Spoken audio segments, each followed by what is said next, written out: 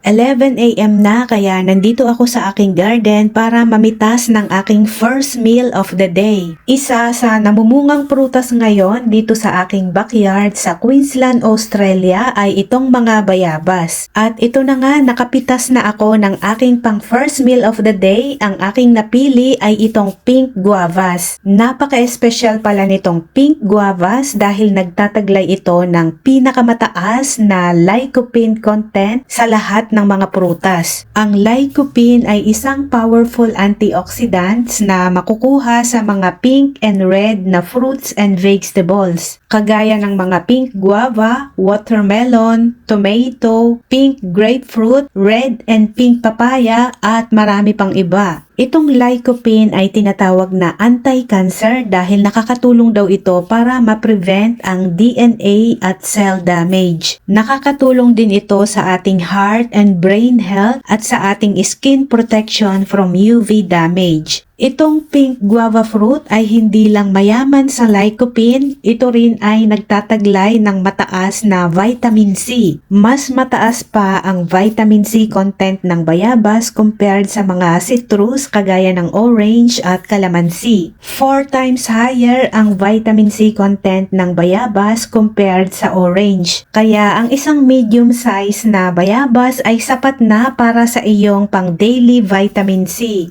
Itong pink guava ay tinaguriang double superfruit dahil mataas na sa lycopene, mataas pa sa vitamin C. At marami pang ibang mga vitamins and minerals tayo na makukuha dito kagaya ng fiber, potassium, folate at marami pang iba. Maraming salamat mga kahalaman at sana ay may napulot kayong aral dito sa video na ito.